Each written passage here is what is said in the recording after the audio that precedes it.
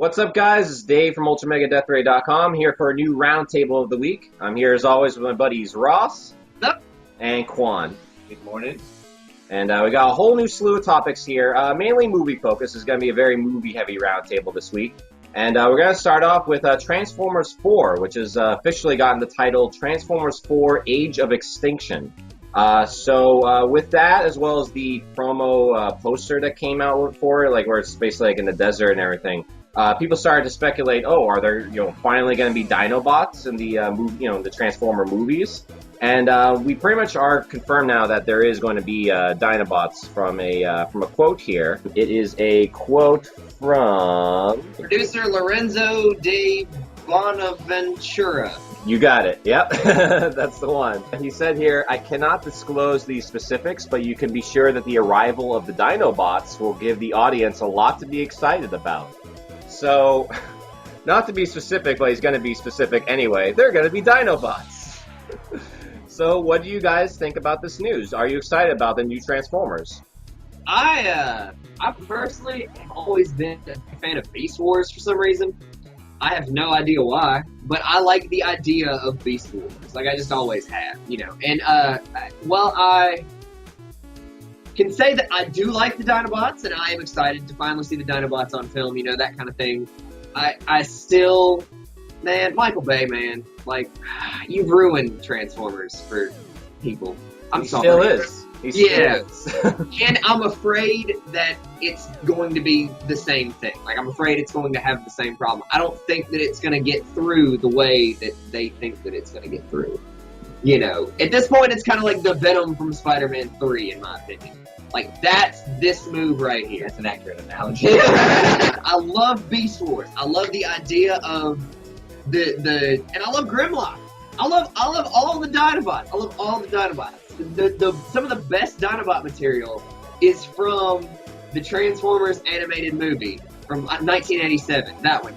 It's awesome. Like, the Dinobots have their own separate storyline where they are just ridiculous. Yeah. Like, it's fantastic. And it's just that added bit of mayhem that like really concerns me. Baby.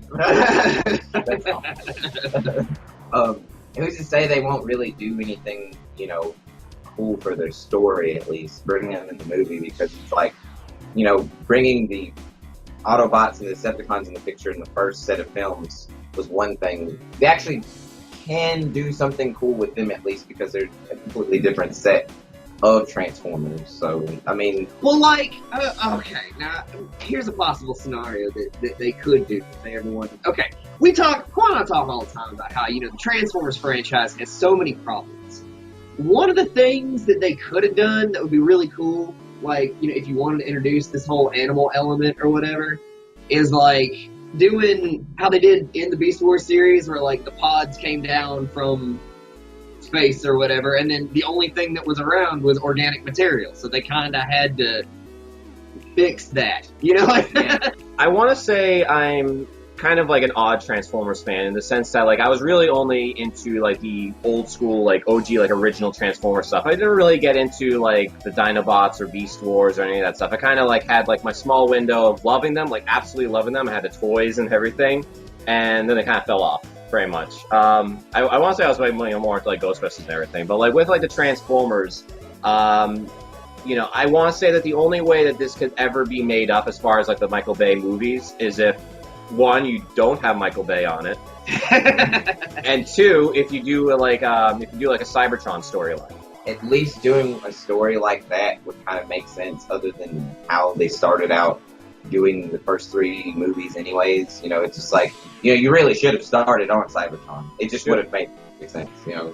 Well, like, it was mainly so as to kind of get, like, that, like, the mainstream crowd on board, because, like, the mainstream crowd are going to be like, what's Cybertron, blah, blah, blah. If they're on Earth, it's like, oh, yeah, I'm on Earth, I know Earth, yeah.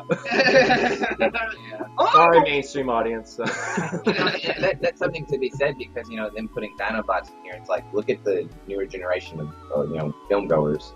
They're not going to know a whole lot about Transformers. Most of what they'll learn is probably from, Well, and I think that another problem with this Transformer franchise is they've never really shown, like, the size and scale of what it is that you're actually dealing with. I think that Michael Bay has, like, introducing the people element. I guess they're trying to make it a little more people relatable, but it's not people relatable. We know people. Yeah.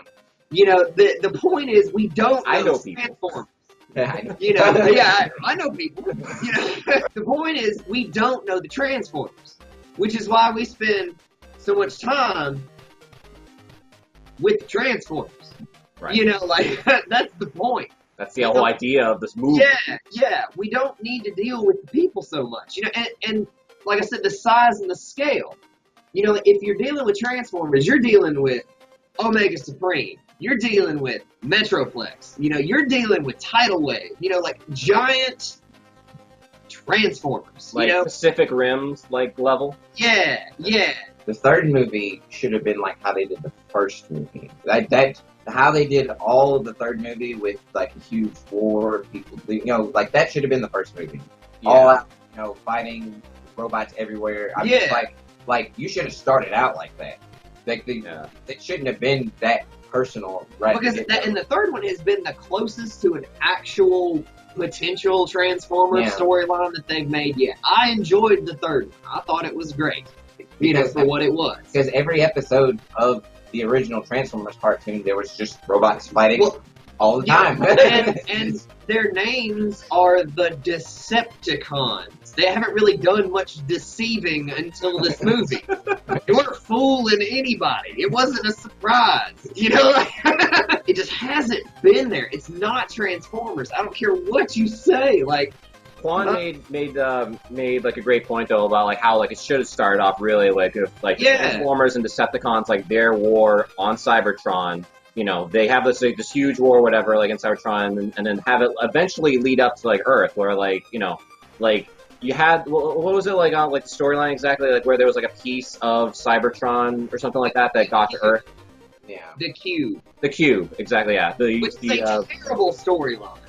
It's basically the Tesseract and like. That's what I said. Yeah.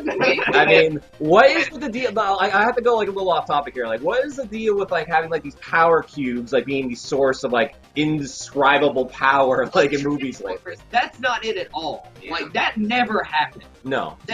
That was just made up for that. It was awful. Bad plot device. Yeah, that actually made sense for the Avengers, though. The reason why the Tesseract idea works with the Cosmic Cube because it is very much still in the same spirit. Yeah. Whereas the closest thing to these Transformers movies, to the actual Transformers that we could appreciate, would be Peter Cullen. That is the only thing that continues to give this franchise any sort of legitimacy at all. Yeah. You know, to be absolutely... If it was not for Peter Cullen, I'll guarantee you that there would not really be a whole lot of Transformers.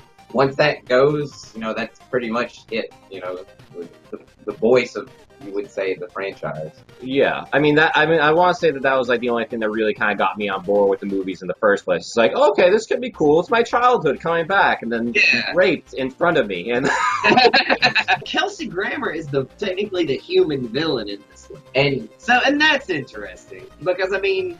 I don't know if I could hate Kelsey Grammer, though, even if he's going to play as a villain. I think I can. And see, that's another thing, too, because of the time, like Mark Wahlberg being the main, you know, focus. That's right. Like, okay. Wait, so maybe it will be more action-oriented. Because maybe we just need to lose Shia LaBeouf and his retarded parents. Like, you know? The parents is what killed me in these fucking movies, man. I cannot stand their like Shia LaBeouf's like goddamn parents in this movie, in the franchise. Like they're so fucking corny and so bad jokes. It hurts so much. Like it's completely unnecessary. Well, okay, they're in the first one. Fine, get it out of the way. Like we appreciate that. Thank you. You know, but why do they keep coming back? Just coming back and throwing them into like action scenes. Like, why? Who cares? Nobody cares. No. Stay home. They're old. Yes, let them stay home and let them have like their jokes, whatever. Have their 5 minutes and whatever, and move on to something else. And then you throw them into like action scenes. Like, doesn't make any sense. Why? Why are you doing this? We don't care about them. Like, we care about Transformers, which is why I'm watching a movie called Transformers. You know, like, that's the whole reason I showed up. You know, like, if it was called basket weaving, I wouldn't have come. You know, you know, if it was basket weaving, retribution. Oh my god. I mean, why do you think we're here, Michael Bay? Why do you think we're here? Right. It's for the Transformers, and in this case, it's for the Dinobots. And I know a lot of people are really excited for Dinobots. Like I said, like I'm not totally familiar with them, but I know of them. I know like enough of them. I feel like where like I know that they're cool and everything. I just kind of missed out on them as a kid for the most part. But yeah, I mean, like I'm hoping that they do it well. I don't have the most confidence in it simply because of the Bayhem factor, as we stated, but we'll see how it plays out. Maybe the fact that they have Mark Wahlberg in there instead of Shia LaBeouf, and it's kind of making me laugh just saying that. Do you guys have any faith whatsoever in Transformers 4, knowing that Dinobots are going to be in it? Like, what, like, I'll say this, like, what is, like, your, I guess from, like, 1 to 10, as far as, like, how much faith you have in Transformers 4? A solid 5. Middle. Solid 5. Yeah, middle of the road. Transformers 3 was better, but it's not all there. You know, I'd give it a 6.5 out of 10. I still enjoyed the movie, still not Transformers. You know. So I guess the middle of the road would kind of be an accurate assessment at this point. Because, I mean, it's not like the first three were really terrible in my opinion, and the third one is the best out of all of them. I mean, truthfully, it's the closest you'll ever get to a real Transformers movie anyways. But for the time being. Yeah, for the time being. But who's to say they won't do anything different with this? Like I said, the fact that they're putting Dinobots in the film and they're changing up the cast, maybe they're going to do something different this time. Maybe they're actually going to do something a little bit more textbook. Who knows? But we'll see.